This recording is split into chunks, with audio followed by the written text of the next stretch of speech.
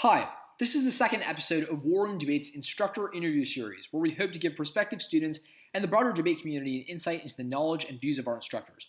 The War Room Debate Camp is an affordable, high-quality, and online workshop from June 21st to July 3rd for just $200 if you sign up by May 24th. The link to view our instructors' qualifications, camp setup, and to register is in the description below. Without further ado, I'd like to introduce today's instructor, Aimun Khan.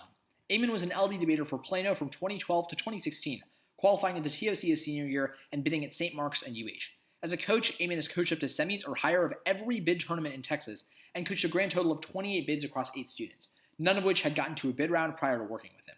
Aimun's coaching style emphasizes anticipating opponent strategy, crafting responsive strategies to catch opponents off guard, and adapting to the learning style and argumentative preferences of the individual debater he is working with. He's an expert in strategy, judge adaptation, and the critique. So how are you doing today, Aimun? I'm doing pretty well. I actually graduate from UT today, so I'm pretty excited about that. How are you, Nevin? I'm doing well. Thanks for asking. So let's just jump right in. What do you think effective judge adaptation looks like in the current debate metagame, and where do you think debaters tend to go wrong in this area?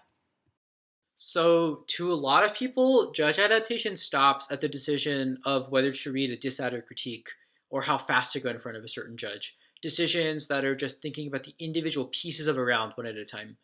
To me, adaptation is more about the packaging of those individual pieces, given a judge's predispositions.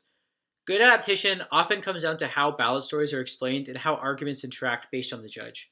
For example, you might have to be more explicit about top-level interaction with certain judges based on their thresholds.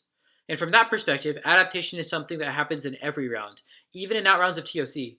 Most of all, this approach is dynamic in nature. If adaptation is about packaging, then you can't decide how to present the 2NR absent knowledge of the 1AR, which means that adaptation can't just boil down to pre-round strategizing. It has to be a process that's flexible speech by speech.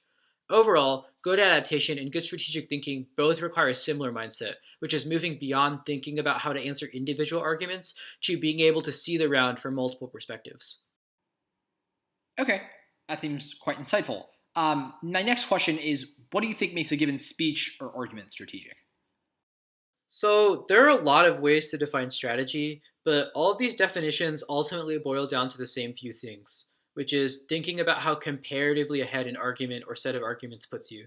Strategy is not just a question of whether an individual argument wins you the round, but the role that each argument plays in constructing a winning ballot story. For example, a 1AR that gives the 2AR comparatively more options than the 2NR is a strategic one. The two ways a 1AR can accomplish this are developing different routes to the ballot and closing competing routes off. Setting the 1AR up to do this starts in the 1AC, but the decision about which routes to go for cannot be made absent context of the 1NC. More generally, arguments that create or close off paths to the ballot or arguments that create favorable time trade-offs are also strategic. One useful way to think about rounds that neatly encapsulates this idea is to frame each round as an evolution of two competing ballot stories. Based on what those stories could be before the round, you know what your winning 2NRs or 2ARs could be, and you can adjust your path during the round accordingly. This framing is pretty useful for developing a sense of what arguments or layers are important in winning those stories. But this also circles back to the adaptation question in terms of how to package the ballot story. The most strategic option can't be decided in a vacuum, which is why strategy and adaptation will always be interrelated. The good news there is that this means that working on these skills will help reinforce each other. Okay. Third question is a little bit more lengthy. How can students and instructors aiding those students improve their strategic vision and skills of adapting to their judges and opponents outside of the tournament scene, such as when doing drills or redos? And how do you in particular do this with your students? The first thing I want to talk about in regard to improving strat is technical skills. My students probably get tired of hearing me say tech doesn't win rounds, but tech is still important in that it creates the foundation upon which strategy is decided. Things like efficiency, good time allocation, and flexibility allow you to execute on a specific strategy. If the theory out's the best option in a particular round, but you don't feel comfortable going for theory, you can't capitalize on knowing what the easiest route to the ballot is. The goal is to make the decision of what the best move is for a speech as unconstrained from your own personal skill set as possible.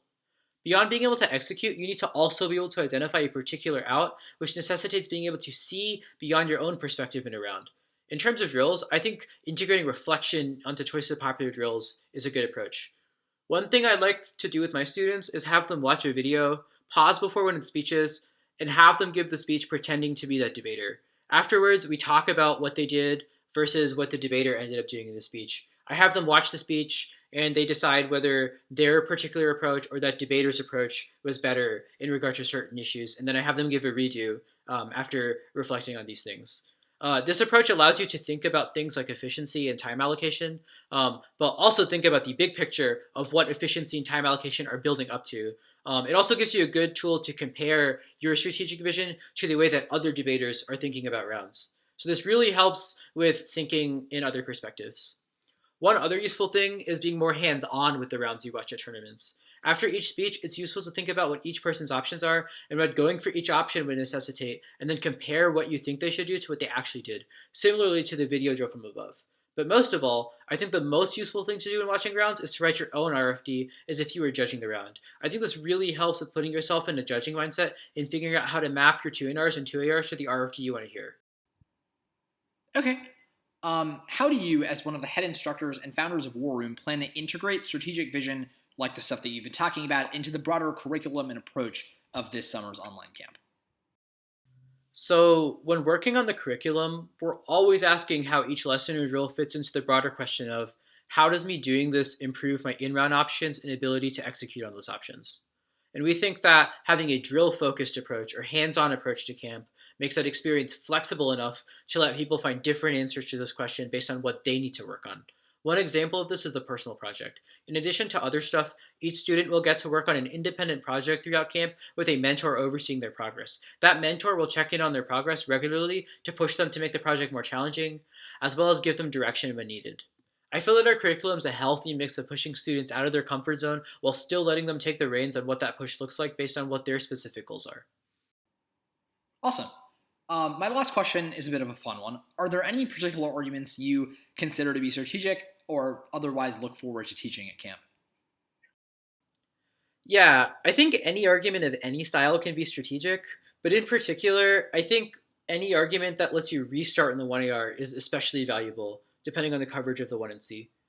The most popular tool for doing this is definitely 1AR theory, which can be a good option sometimes, but 1AR theory can also be a dangerous game since it fundamentally doesn't take as much advantage of the offense developed in the 1ACS substance, which is an inefficient time trade-off sometimes. So it's important to know when it is and isn't a good call to read 1AR theory.